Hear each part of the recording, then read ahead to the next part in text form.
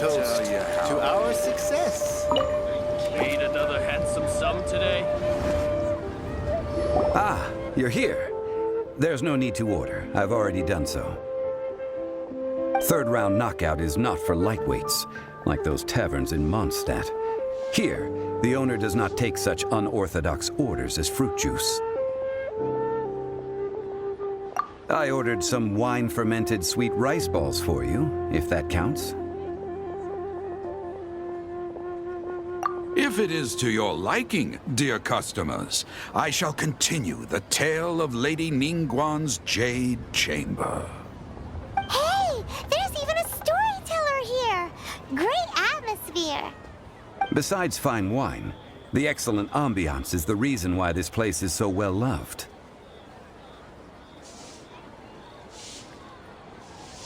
But when I say ambiance, I refer to a different sort from the one the Tevat travel guide uses to judge other establishments.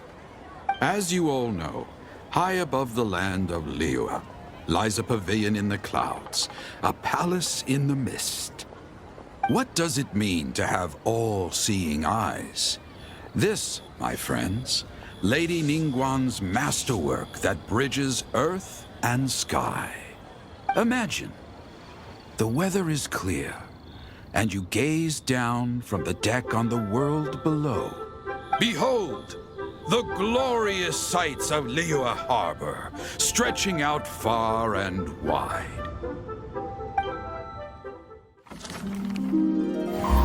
They say that when Lady Ningguang ponders important affairs, she retreats to her jade chamber with none but her 3 closest confidants in tow. Why brings she these trusted 3 to sift through sources, dig through documents, looking for information? Piece by piece, facts and figures paint a picture on the walls of the chamber. But well before the wall is filled, Lady Ningguang's mind is made up. Having made her call, she has every last document shredded, and whoosh, she scatters the shavings out her window. Ah, look at them, how they billow in the wind like a sudden swirling blizzard. As the fragments fall, traces of text flicker before the eyes of the merchants of Liyue, like ink stains in white snow. The saying goes, the rarest treasures in the land are the words brought by the paper snow. For the words of the Tianquan have the power to move mountains, and all throughout the land know it.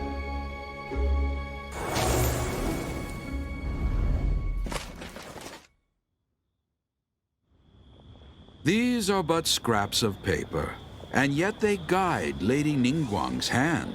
Such is their value. Merely grasping 1 or 2 of them will surely gift you a fragment of her wisdom, enough to stay a step or 2 ahead of your peers. Tianquan Ningguang. Feels like we're hearing this name a lot. Liyue locals talk about her. The Fatui hate her. She's most likely the one who hid the Exuvia, and we saw her at the Rite of Dissension. Huh. Paimon wonders what sort of person she is. At last I have found you. You who returned from Jueyun Karst. Who's there? Wait, I am not with the Millelith, nor am I here to claim your bounty. However, I am an emissary of the Liyue Qixing. My name is Ganyu, secretary at the Yuehai Pavilion, and I have come specifically to meet you. Well, in concrete terms, I am the corporate secretary for the Qixing. At the moment, I am serving as Lady Ningguang's special emissary. Ningguang sent you? We were literally just talking about her. My apologies, you who have returned from Jueyun Karst. I am duty-bound and cannot extend my courtesy to you in full. But I have with me a letter from Lady Ningguang. She extends a formal invitation to you in her capacity as Tianquan. She invites you to her palace in the sky. An official invitation? Lady Ningguang said this. Invite him to come here. I wish to meet him. At the Jade Chamber, together we shall snip every one of these entwining dark threads.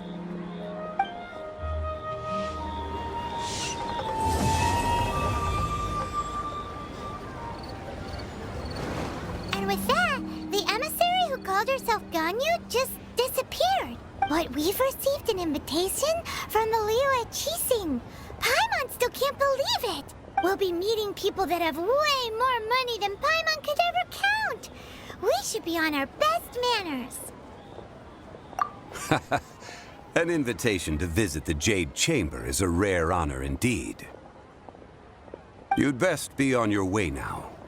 But don't forget about the rite of parting. Once you've finished at the Jade Chamber, meet me at Dihua Marsh. Don't worry, we won't forget. Dihua Marsh. We'll see you there. Come and see these rare, precious curios. Look up there. That's the Jade Chamber.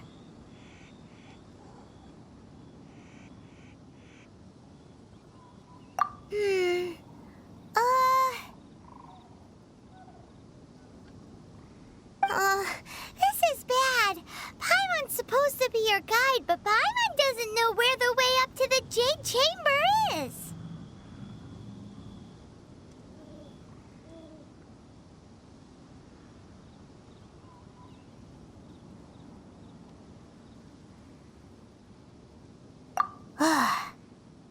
Well, since we want to go to the Jade Chamber, heading to its location on the map is the sensible thing to do.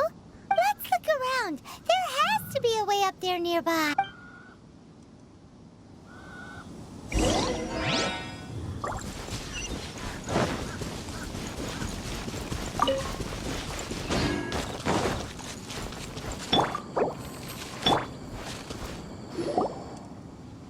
Hey, look! There's some sort of mechanism thingy. Since this is the right place, it must have something to do with the Jade Chamber.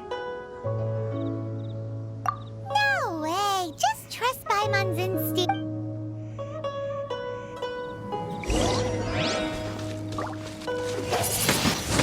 Windblade!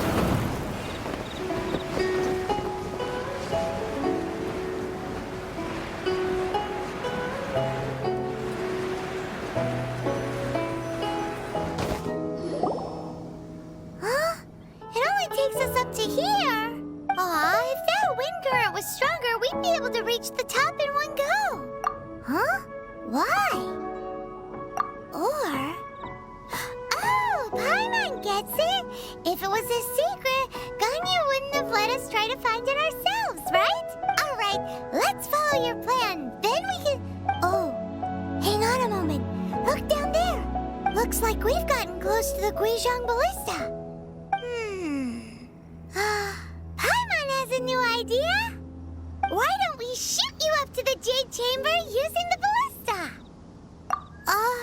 No. Paimon may have just forgotten to think about the safety measures.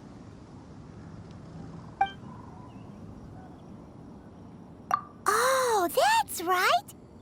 Now that you mention it, we could use the Guizhong Ballista to see if there's another way up nearby.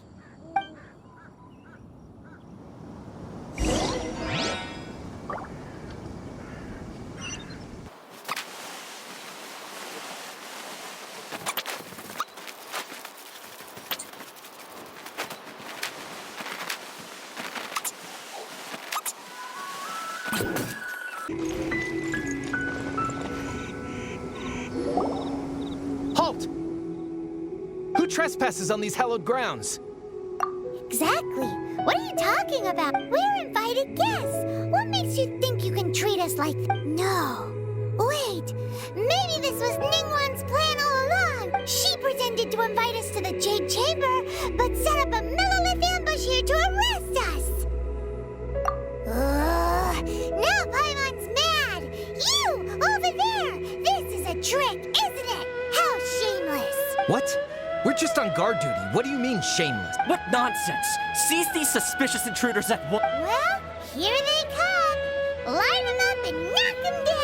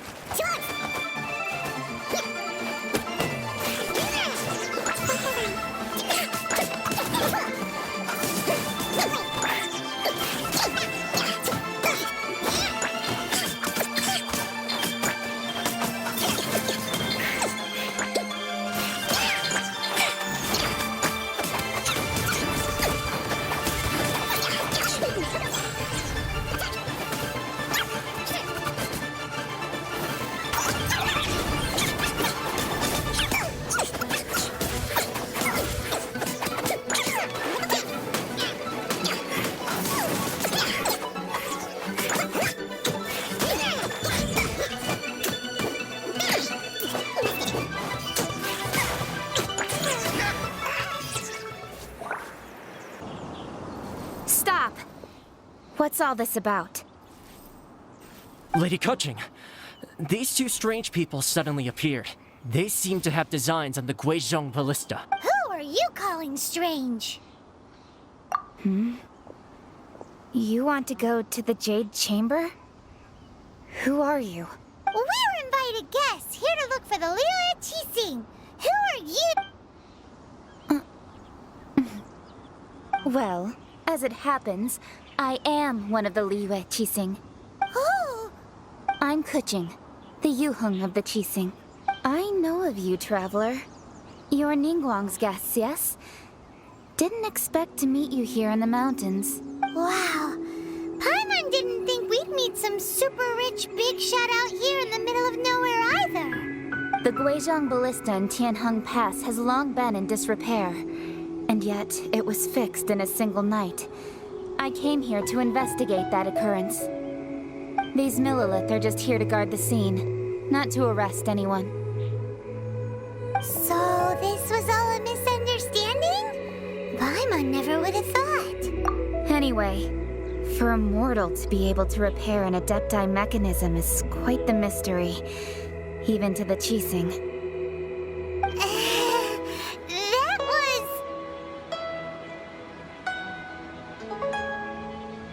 Huh? Oh, right. So, Lady Yuheng, might you have any idea why... Just call me Kuching. I'd say that Ningguang's purpose is to request that the savior of Mondstadt take a more neutral stance, or at least to not wholly side with the Adepti. We're not taking sides. We spoke with the Adepti. They want to protect Liu as well. When you say protect, you're referring to their sanctimonious arrogance, aren't you? Huh? You are mortals and thus under their protection. There was no way they would have regarded you as someone with the ability to assassinate a god. Naturally, they would also regard Ningguang's locking down the area, questioning the citizenry, and pursuit of the assassin to be pointless work. Perhaps they even wonder if there might be a cover-up. I'll say it like it is. They're underestimating us. Well, you've got a point there. seen a person from Liyue who doesn't respect the gods or the Adepti. Should I respect the shallow sense of time and condescension to mortals that has caused them to delay in moving against us, Qixing? Forget it. I shouldn't speak of them this way. This skepticism is mine alone, and Ningguang does not share it. Either way, I will admit that the actions of the Adepti this time were quite restrained. Rex Lapis's death is indeed an extraordinary circumstance. But to think that they would call for a council of Adepti rather than come down here directly. How surprisingly civilized of them.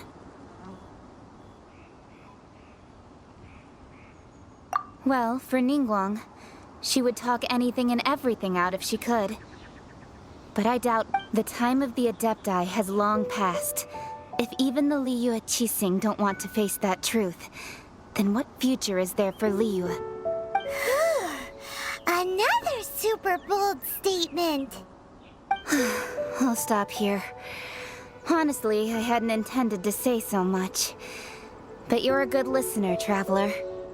You should both be off to the Jade Chamber. Don't be late now. Ningguang's schedule is packed to the gills all the way till next year. The cream of Liyue's mercantile crop all see ascending to the Jade Chamber as the greatest honor.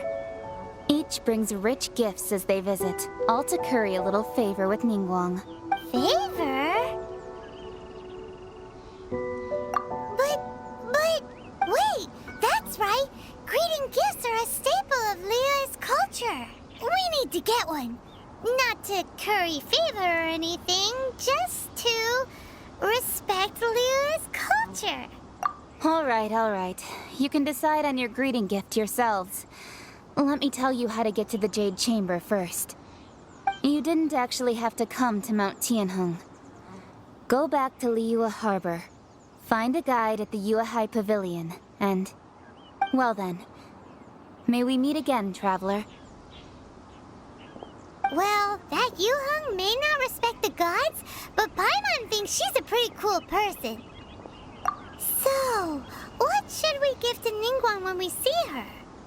Oh, right! Paimon dreamed of an amazing snack last night! Sugar-frosted slime! Paimon has a feeling that it would be perfect for a super rich person like Ningguang. Why don't we go with that for a gift? With a certain boom shakalaka, of course!